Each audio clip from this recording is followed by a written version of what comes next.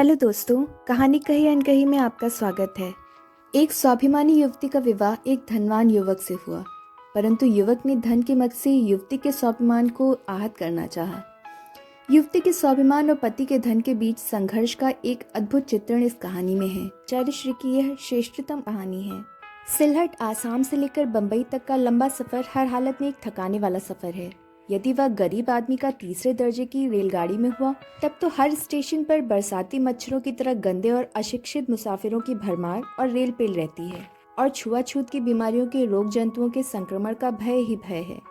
परंतु बड़े आदमी इन तमाम बातों से बरी होने पर भी थकते हैं। फर्स्ट क्लास के आरामदेह डब्बे, सरसराते बिजली के पंखे, पद पद पर सोडा, बर्फ और सटर पटर सेवाएं, यह सब उनके सफर की थकान को नहीं दूर कर सकती। सो क्यों? अजी इसीलिए कि वे अमीर जो हैं, उन्हें थकाने के लिए अमीरी ही का बोझा क्या कुछ कम है। सो अमला और नवीन दोनों ही जब लंबा सफर पूरा कर अपनी अपनी अलसाई देह लिए फर्स्ट क्लास के डब्बे से बाहर आ कीमती फिरोजी रंग की कार में बैठे और उससे उतर अपने बंगले की हरी भरी रोसों को पार करते बंगले की दूसरी मंजिल में ठाठ से सजे धजे शयनागार में नत जानू नौकरों की अभ्यर्थना स्वीकार करते हुए पहुंचे। तब नवीन ने अपना हैट एक और फेंककर एक आराम कुर्सी पर बैठते हुए अमला से कहा, यह सफर भी एक मुसीबत है अमला। मैं समझता हूँ तुम खूब थक गई होगी। मेरे ख्याल में अब तुम जरा आराम कर लो, फिर शाम को आज सिनेमा चलेंगे। अमला जो एकाएक इस नए पति घर में पहली बार आ भौचक सी उस सजे धजे शयनागार की कीमती चीजों पर एक दृष्टि डाल खिड़की के पास आ खड़ी हुई थी, पति की यह बात सुनकर धीरे से बोली, धन्यवाद। नवीन ने मुस्कुराकर पूछा, धन्यवाद काहे का अमला? आपकी इस सहानुभूति का जो आपने मेरे प्रति प्रकट की।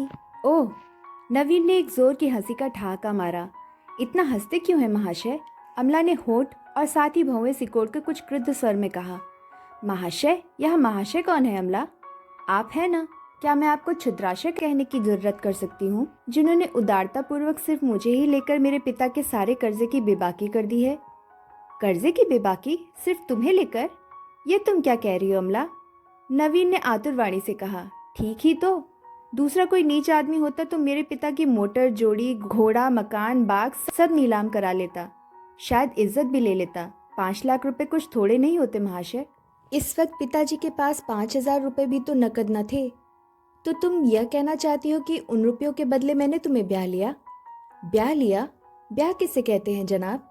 वह प्राणों का विनिमय, जीवन का मोल और आत्मा का पवित्रता का एकीकरण है। वह उस प्रकार का सौदा नहीं जैसा आपने किया है। मैंने सौदा किया है? क्यों नहीं? आपका कर्जा एक आदमी पर था, वह उसे चुका नहीं सकता था। उसकी लड़की आपको पसंद आ गई, उसके बदले आपने कर्जे की बेबाकी कर दी। यह क्या बढ़िया सौदा नहीं हुआ? परंतु परंतु वरंतु कुछ नहीं महाशय। मैं आपसे कह देती हूँ कि मैं आपके बनिएपन को घृणा करती हूँ और सदा घृणा करती रहूंगी। आपको याद रखना चाहिए कि स्त्रियां मोल नहीं खरीदी जाती हैं, जीती जाती हैं। आपने मुझे मोल खरीदा है, परंतु मेरे शरीर को, ना कि आत्मा को।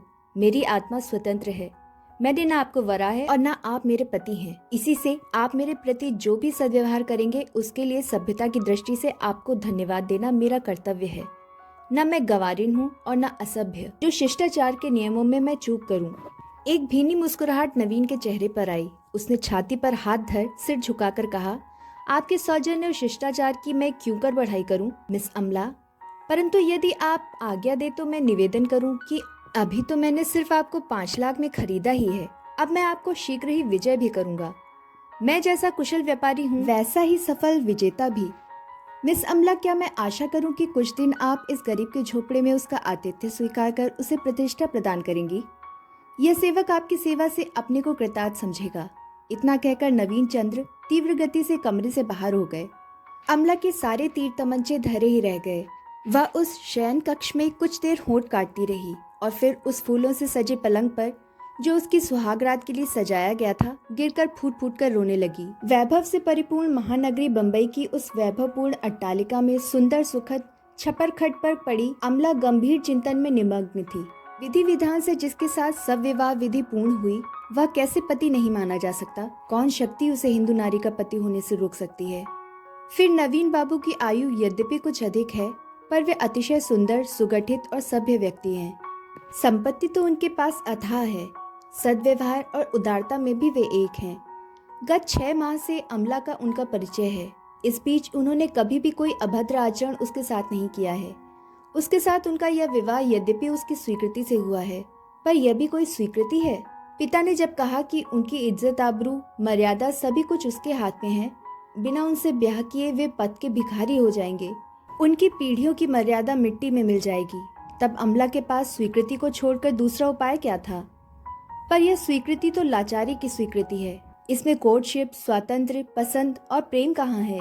इसीलिए उसने उच्च शिक्षा प्राप्त की थी कि इस भांति वह बेच दी जाए। फिर भी अमला के विचार का एक विषय यह था कि आखिर नवीन में उसकी नापसंदगी की चीज क्या है।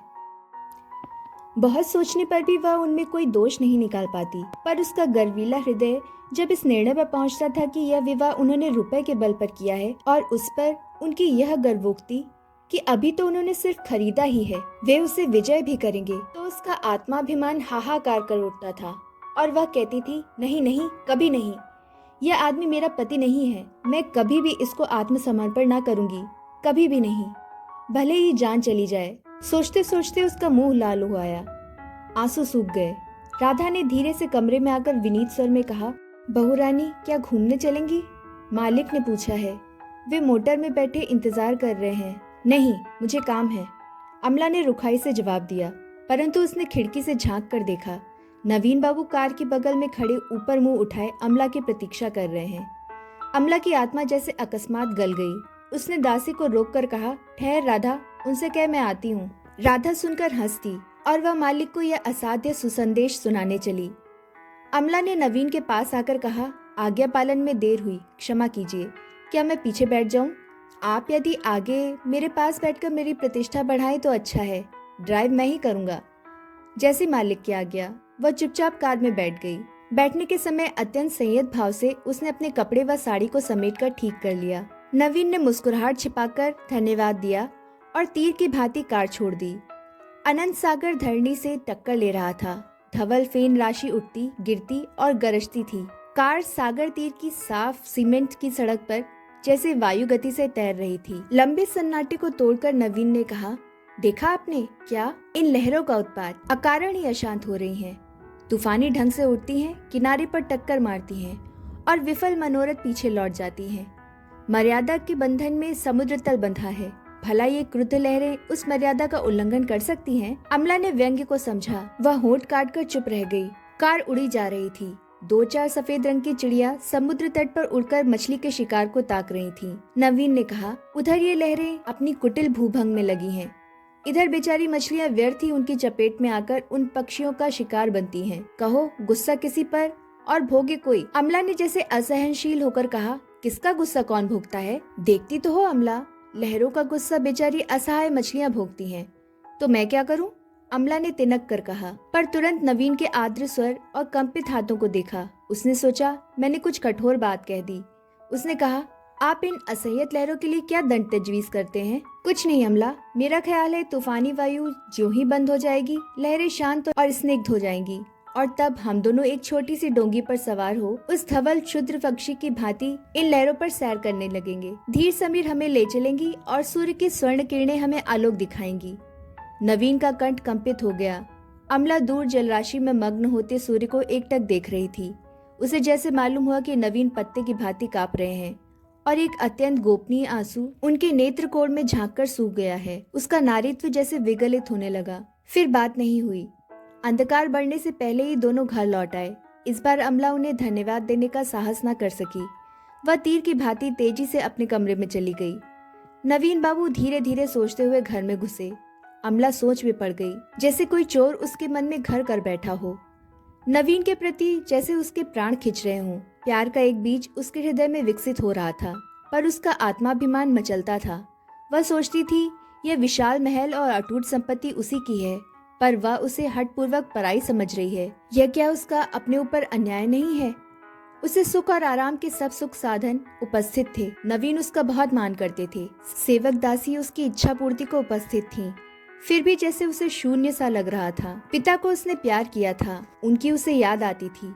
पिता के पास जाने की कभी कभी उसकी इच्छा प्रबल होती थी, परंतु जब वह सोचती कि पिता ने उसे बिना उसकी इच्छा के बेच दिया है, वह क्रोध और दर्प से कहती, नहीं नहीं, कभी नहीं, मैं कभी उस घर ना जाऊंगी। उन्होंने मुझे बेच दिया है, मेरे साथ अन्याय किया है।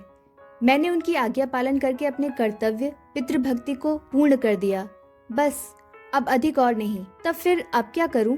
नवीन बाबू के प्रति उसका मन जब खिंचता था वह बेचैन हो जाती थी। कभी कभी उसके मन में होता मैं उनके हृदय से जा लगूं। स्त्रीत्व की यह नैसर्गिक गति थी, पर उसकी शिक्षा, संयम, आत्मसम्मान उसे रोकता था। वह कहती वही क्यों नहीं आकर माफी मांगते। पहले उसका ख्याल था मैं कभी उसे माफ ना करूंगी। फिर सोचने लगी अगर सच्चे मन से माफी मांगे तो, पर उन्होंने तो मुझे चुनौती दी है। चुनौती, और कैसी गर्वोक्ति है। अभी खरीदा ही है, अब विजय करूंगा। विजय करेंगे वे? नहीं नहीं, कभी नहीं। देखूंगी कैसे वे विजय करते हैं। क्रोध और अभिमान से ओतप्रोत अमला तड़प कर पलंग पर लौट जाती, फिर रोने लगती। रोते रोते उसका अभिमान गल जाता, वह फिर उन्हीं बातों की सोच में पड़ जाती। इधर 3-4 दिन से उसकी भेंट नवीन बाबू से नहीं हुई थी। वह प्रतिक्षण उनके आने की प्रतीक्षा कर रही थी, पर वह सुन चुकी थी कि उन्हें बहुत ही काम है और वे बहुत व्यस्त हैं। ओह, कैसे दुख का विषय है कि वह किसी काम में बिल्कुल भी व्यस्त नहीं है।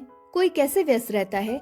उसका मेधावी मस्तिष्क किसी काम में व्यस्त रहना चाहता था। एकाएक उसके मन में आया क्यों ना मैं कहीं कोई नौकरी कर लूं। जब मैं उन्हें पति ही नहीं मानती, या घर ही जब मेरा नहीं, तब अतिथि की भांति क्यों रहूं? मैं उन अधम स्त्रियों में नहीं हूँ जो पुरुषों पर आश्रित रहती हैं और उनका भार कहलाती हैं। मैंने एमए पास किया है, मुझे चेष्टा करने से कहीं भी एक अच्छी नौकरी मिल सकती है। उससे मैं अपना वह मूल्य भी चुका दूंगी जिसमें मैं बेच दी गई हूँ। उसके हृदय में आत्मसम्मान की उमंगे हिलोरे मारने लगी। उसने कहा अवश्य ही मैं अपना मूल्य चुका दूंगी। मैं पिता का ऋण चुकाऊंगी। पिता का ऋण पुत्र चुकाता है, पुत्री क्यों ना चुकाए। फिर पिता ने पुत्र ही की भांति मुझे शिक्षा दी है। वह दृढ़तापूर्वक उठी और नवीन के काम के कमरे की ओर चली। नवीन बैठे कुछ जरूरी कागजात देख रहे थे। अमला को आते देख व्यस्त भाव से उठ खड़े हुए। उन्होंने कहा आइए। मैंने क्या इस समय यहाँ आकर आपका बहुत हर्ज किया? नहीं नहीं अमला, हाँ मैं बड़े काम में फंसा रहा, आपके पास आ ही ना सका। आप बैठिए तो। अमला ने बैठते हुए कहा मैं चाहती हूँ कि मैं भी किसी काम में लगूं। काम में? यह कैसी बात? कैसे काम में? यही कोई छोटी मोटी नौकरी मिल जाए, मेरा सर्टिफिकेट कुछ मदद दे सकेगा, सीखने से काम भी आ जाएगा। मैं कोई भी नौकरी कर सकती हूँ। परंतु अमला, तुम्हें, हाँ, आपको नौकरी करने की जरूरत क्या है? जरूरत है, एक तो मैं खाली बैठे बैठे जीवन और समय नष्ट नहीं करना चाहती। दूसरे और भी एक बात है। कौन बात? नवीन ने अचकचा पूछा। मैं अपना मूल्य चुका देना चाहती हूँ। कैसा मूल्य? आपने जिस मूल्य में मुझे खरीदा है।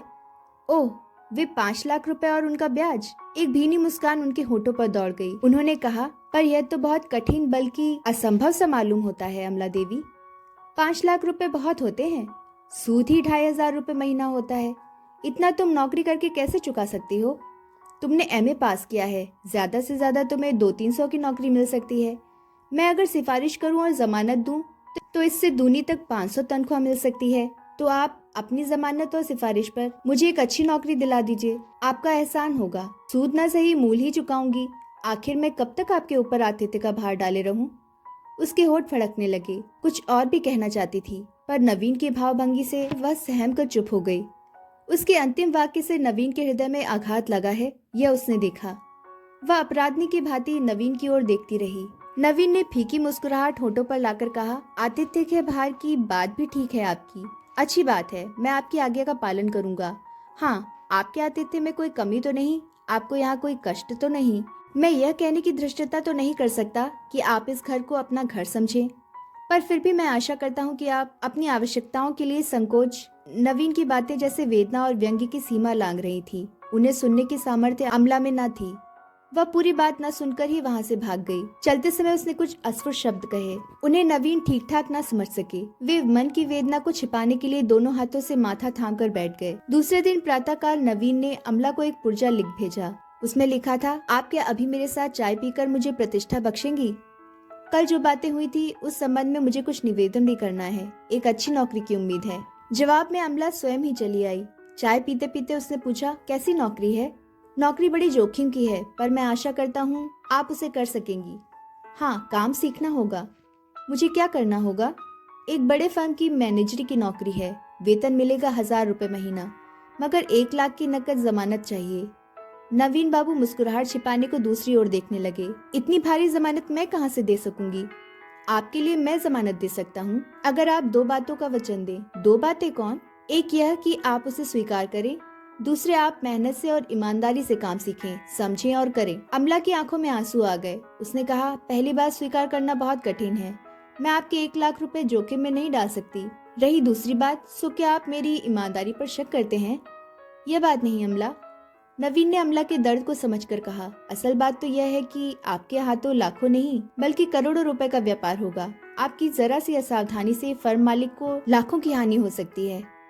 फर्म की पूरी जिम्मेदारी आप ही पर रहेगी, क्योंकि फर्म के मालिक शीघ्र ही व्यवसाय के संबंध में जापान जाना चाहते हैं। मैं ऐसी जोखिम की नौकरी नहीं कर सकती, अमला ने टूटे हृदय से कहा। तब 100 रुपए की एक नौकरी कन्या पाठशाला की ओर है।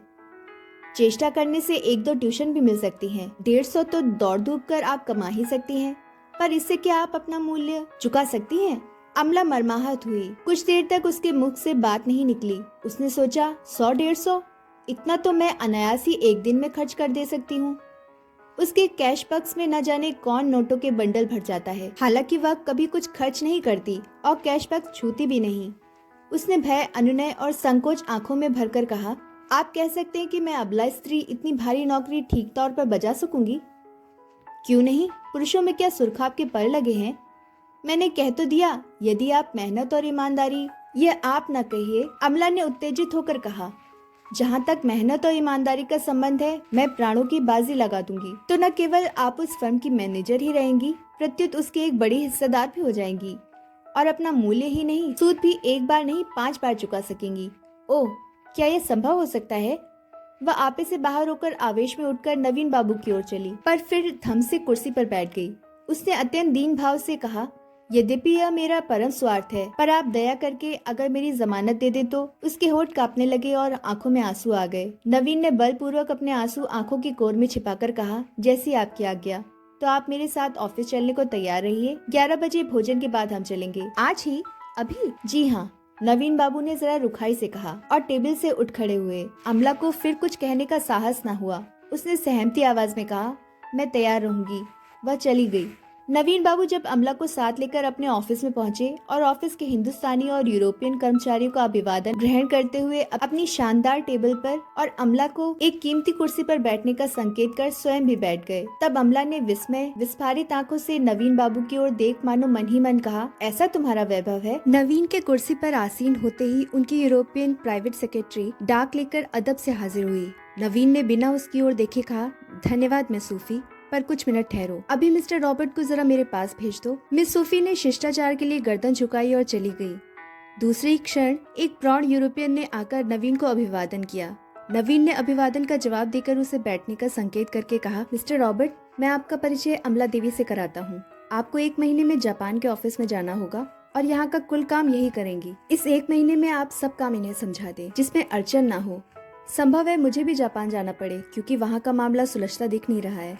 खैर, आपने क्या अमला देवी का अपॉइंटमेंट पत्र तैयार कर लिया है? जी हाँ, यह है। उन्होंने एक कागज उनके सामने बढ़ाया। उस पर सरसरी नजर डालकर और दस्तखत करके अमला की ओर बढ़ाते हुए नवीन ने कहा, लो अमला, आज से आप इस फर्म की मैनेजर हुई। आपको 1000 रुपया मासिक वेतन, एक कार और 50 रुपए रोज भत्ता मिलेगा, परंतु एक ही मास में आपको तमाम काम सीख लेना होगा। अमला यह देखकर हक्का बक्का हो रही थी। सबसे बड़ी बात, नवीन के चेहरे पर वह भाव था जिसके सामने अधीनता के सिवा दूसरी कोई बात नहीं की जा सकती। घर पर जो उनके चेहरे पर प्रेम, विनय, कोमलता के भाव थे, वे यहाँ नहीं थे। यहाँ उनकी तेजपूर्ण शासन और अधिकार की मूर्ति थी। अमला ने खांस खखार कर कहा, तब क्या मैं यह समझूं कि मैं आप ही की नौकर हूँ? अगर आपको इसमें कुछ आपत्ति ना हो, यह अग्रीमेंट है। आपको स्वीकार हो तो दस्तखत कर दे। उन्होंने मालिकाना रुआब और कुशल व्यापारी की भांति कहा। अमला ने एग्रीमेंट पढ़ा और चुपचाप दस्तखत कर दिए। उसने ठंडी और मुर्दा आवाज में कहा, नहीं, मुझे कोई उज्र नहीं है। पर मैं रहूंगी कहाँ? नवीन ने निर्लेप भाव से कहा, अभी आपका जैसा रहन सहन चल रहा है वही रहेगा।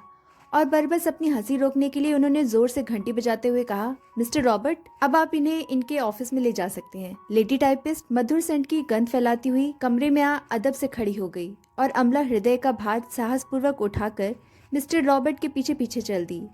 नवीन ने एक ठंडी सांस ली और अपने काम में लग गए। अमला बड़ी ही टेढ़ी लड़की थी। एक ही महीने में उसने इस तत्परता और मुस्तैदी से काम को अपने कब्जे में किया कि ऑफिस में उसका आतंक छा गया। समय कुसमय की उसे परवाह न थी। भावुकता को उसने भुला दिया था। काम की उसे धुन थी। वह आंधी की भांति काम खत्म करती थी। मिस्टर रॉबर्ट जब उसके काम की गुप्त रिपोर्ट नवीन को देते, तब एक आनंद मिश्रित संतोष उनके हृदय को भर देता था।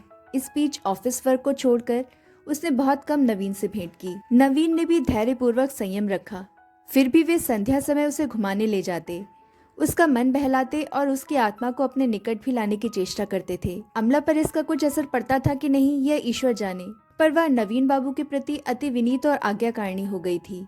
महीने की समाप्ति पर ज्यों ही अमला को पहला वेतन मिला, उसे ज्यों का त्यों लेकर वह नवीन के पास आई। नवीन असमय में उसे आया देख बोले, क्या बात है अमला?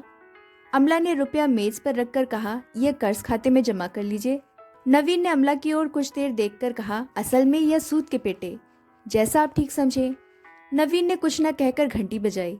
एक मिस हाथ में पेंसिल कागज लिए हाजिर हुई। नवीन ने कहा, यह रुपया मेम साहब का जमा करके रसीद ला दो। मिस सिर झुकाकर चल दी और नवीन अपने कागजों को उलटने लगे। अमला चुपचाप बैठी रही। क्लर्क ने रसीद लाकर अमला के हाथ में दे दी। नवीन की इस समय की नीरस भावना से हृदय में आघात खाकर अमला चुपचाप उठकर जाने लगी। नवीन भी मान में थे, पर उन्होंने उसे जाते देखकर कहा, हाँ अमला, मुझे आपसे कुछ कहना है। अमला लौट पड़ी। उसने अपेक्षाकृत नकली विनीत भाव से सिर झुका लिया। नवीन ने नरमी से कहा, बैठ जाइए अमला, अब आपको 1 महीना अपना काम करते हो गया। काम सीखने के लिए इतना ही समय दिया गया था। अब जापान में मिस्टर रॉबर्ट की बड़ी ही जरूरत है और वे परसों चले जाएंगे। काम का कुछ ऐसा पेच आ पड़ा है कि शायद मुझे भी जाना पड़े। अमला एकाएक बेचैन होकर बोली, आपको? नवीन को अमला के स्वर में एक नई वस्तु दिख पड़ी, जैसे कि प्रथम नहीं देखी गई थी। उन्होंने और भी मृदुल भाव से कहा, हाँ अमला, मैं न जाऊंगा तो भय है कि मुझे लाखों का घाटा हो जाएगा, पर मैं आशा करता हूँ आप सब संभाल लेंगी। 1 ही महीने में आपने जैसी योग्यता का परिचय दिया है, उससे मुझे विश्वास हो गया है। अमला का कंठस्वर कांप गया, पर उसने कहा, आपके ना होने पर मुझे भय है। नहीं नहीं, मैं एक क्षण भी वहाँ व्यर्थ न ठहरूंगा। जो ही परिस्थिति ठीक हुई मैं लौट आऊंगा। इन 2 दिनों में अब आपको बहुत काम करना होगा। मिस्टर रॉबर्ट का तो सब काम आपने समझ ही लिया, मेरा काम 2 दिन में समझना है और मुझे सफर की तैयारी करनी है। अमला का कंठ सूख गया। उसकी वह आकुल मूर्ति देख नवीन आनंद विभोर हो गए। अमला ने एकाएक कहा, एक निवेदन है, कहिए। आपने मेरी योग्यता जांच ली, शायद विश्वास भी कर लिया। नवीन ने घबराकर अमला की ओर देखा। अमला ने कहा, अब अगर आप उचित समझे तो अपनी जमानत हटा लें। मैं प्रतिज्ञा करती हूँ कि। अमला की आंखों से टप टप आंसू टपक पड़े। नवीन भी आंसू न रोक सके। उन्होंने अमला का हाथ अपने कांपते हाथों में लेकर कहा, अमला, अगर तुम मुझे समझ सको। इस बार का यह तुम अमला को बड़ा प्रिय लगा। वह उसी भांति नवीन के हाथों हाथ दिए रोती रही। नवीन के चले जाने पर अमला का हृदय हाहाकार करने लगा। उसकी आंखें जैसे अंधी और कान बहरे हो गए। उसे सब और अंधेरा और शून्य दिखने लगा और वह समझ गई कि धूर्त महाजन ने न सिर्फ उसे खरीदा ही है, प्रत्युत जीत भी लिया है। वह उसी की है, 16 आना उसकी। नवीन उसके प्राणों में रोम रोम में बस गया है। उसका अभिमान न जाने कहाँ चला गया। उसका हृदय मानो पुकार पुकार कर कहने लगा, कहाँ हो ओ निष्ठुर महाजन, ओ विजयी नवीन, आओ और अमला की असहाय लतिका को सहारा दो, हृदय से लगाओ। और तभी उसे यह भी भान हुआ कि यह घर, कारोबार और सब कुछ मेरा है। नवीन के उन आंसुओं ने भेद खोल दिया था। उसे एक नए जीवन का भेद प्रकट हो गया था और वह घर में पागल सी दौड़ती नवीन की चीजों को प्यार करने के लिए घूमती फिर रही थी। नवीन के चित्र के आगे उसने नतमस्तक होकर सिर झुकाया, उस पर फूल चढ़ाए। ऑफिस में आकर वह पहले नवीन की कुर्सी को आंचल से झाड़कर उसे चूमती, तब काम में जुटती। उसके उन्माद को रोकने में सिर्फ भारी जिम्मेदारी और काम का पहाड़ी सहायक हो रहा था। वह 9 बजे ही ऑफिस आ जाती और वहाँ वह अंधेरा होने तक बैठी काम करती रहती। वह अपनी जिम्मेदारी समझ गई थी। करोड़ों के व्यापार और विश्व भर से पत्र व्यवहार का उत्तरदायित्व उस पर था। दिन के बाद दिन और महीने के बाद महीने बीतते गए। नवीन के खत आते थे, उनमें सिर्फ काम काज की बातें रहती थीं। उसमें वह प्यार की एक छाया खोजने को तड़पती थी। वह सोचती कि कभी वे निष्ठुर एक प्यार का शब्द भी न लिखेंगे। कभी सोचती मैं ही लिखूं, पर वह लिख न सकी। 4 महीने बीत गए और एक दिन व्यापार की दुनिया में तूफान आया। बाजार के भाव उलट पुलट गए। बैंक अकस्मात बंद हो गए। फर्म के हेड क्लर्क ने अमला के पास बदहवासी से आकर कहा, 50 लाख रुपया नकद हाथ में न होने से हमारा टाट उलट जाएगा। परसों 10 बजे हमें 50 लाख रुपए की बैंक की हुंडियों का भुगतान करना होगा। हमारा रुपया जिन फर्मों में जमा है यह उनकी सूची है, पर उनसे कुछ भी मिलना संभव नहीं क्योंकि बैंक बंद हो रहे हैं। सारी परिस्थिति को देखकर अमला का सिर चकरा गया, पर उसने साहस से काम लिया। उसने कहा, आखिर एकाएक यह क्या हो गया? एक व्यापारी ने 8 करोड़ का दिवाला निकाल दिया। उसके साथ कई फर्म और 2-3 बैंक भी पिस मरे। हमारी भी वही गत होगी। अमला ने क्रुद्ध होकर कहा, बको मत, मैं ये जानना चाहती हूँ कि हमें कुल कितना रुपया देना है। 50 लाख हुजूर। कब तक? परसों 10 बजे तक। अपने पास कुल रकम कितनी है? मुश्किल से 15 लाख। पावना कितना है? लगभग इतना ही है। यह फहरिस्त है, पर इसमें से कुछ मिलने की आशा नहीं। क्यों? बैंक बंद है और व्यापारी सब इसी स्थिति में है जिसमें हम। अमला सोच में पड़ गई। क्लर्क ने कहा, क्या मालिक को खबर कर दी जाए? अमला ने भू संकोच कर कहा, इसके लिए समय कहाँ है? इसके क्षण भर बाद उसने फिर कहा, अच्छा तुम अपना रुपया तैयार रखना, और मोटर लाने की आज्ञा दी। 9:45 बज रहा था। 2 दिन तक बिना खाए पिए सोए सब पावनेदारों पर घूम फिरकर अपने सब गहने पाते बेचकर अमला कुल 40 लाख रुपए इकट्ठा कर सकी। उन्हें टेबल पर रखे वह अतिशय उद्विग्न मन से 15 मिनट बाद जो सर्वनाश होने वाला है उसकी प्रतीक्षा कर रही थी, और रुपया पाने की कुछ आशा न थी, और फर्म का दिवाला निकलने वाला था। अमला विकल भाव से ऑफिस में टहल रही थी। एक एक मिनट पहाड़ से जा रहा था। 10 मिनट और बीत गए। सिर्फ 5 मिनट रह गए। 5 मिनट। इन 5 मिनटों में उसी के हाथ से उसके पति की मालिक की सब प्रतिष्ठा जाने वाली है। उसने सोचा, अगर ऐसा हुआ तो वह आत्मघात कर लेगी। ऑफिस के कर्मचारी सन्नाटा बांधे चुप बैठे थे। एक मोटर आकर द्वार पर लगी और नवीन तूफान की तरह एक हैंडबैग लिए ऑफिस की ओर दौड़े। कर्मचारियों के मुंह से चीख निकल गई। अमला ने समझा वह घड़ी आ गई। उसने दराज से पिस्तौल निकाली और दूसरे ही क्षण वह नवीन की गोद में मूर्छित थी। हैंडबैग की तरफ संकेत करके कैशियर से नवीन ने कहा, इसमें 50 लाख रुपए के नोट हैं, हुंडिया चुकता कर दो। और वह अपने बलिष्ठ हाथों में अमला को लिए मोटर की ओर लपके। मोटर बंगले में आई। अमला होश में आ गई थी और स्वप्न की भांति बीती घड़ियों को स्मरण कर रही थी। अमला ने भयभीत होकर कहा, वे हुंडियां? संकट टल गया प्रिय, हुंडियों का भुगतान हो गया। साथ ही ये तुम्हारा कमीशन 40 लाख रुपया है। मैंने कहा था ना कि अच्छी नौकरी है। आज मैनेजर हो, किसी दिन हिस्सेदार बन जाओगी और अपना 5 गुना मूल्य चुका सकोगी। तुम्हारा मूल्य मैं कभी न चुका सकूंगी स्वामी। अमला ने नवीन के हृदय में मुख छिपा लिया। अमला को अपनाकर नवीन कृतकृत्य हो गए। वही बंबई से आसाम तक का लंबा थकाने वाला सफर दोनों कर रहे थे। एक बार पिता का आशीर्वाद प्राप्त करने की लालसा अमला ना रोक सकी। इसी से दोनों जा रहे थे। हाँ, थकान के स्थान पर स्फूर्ति, उमंग और जीवन था। दोनों ने दोनों को पा लिया था।